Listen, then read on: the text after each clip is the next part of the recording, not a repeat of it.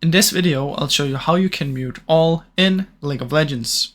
Now the fastest way is simply to type /deafen, and when you do this you will mute the entire chat. Obviously I just did it so I cannot, but this will mute everything in the game, all the players, and you will give your team a notice in the chat that you have muted. Now another way is simply to press tab and click right here. On the players you can press mute and you can select if you want the chat or the emotes or whatever you want to mute. Now the last option is, let's say you only want to mute the enemy for every game and not just this game.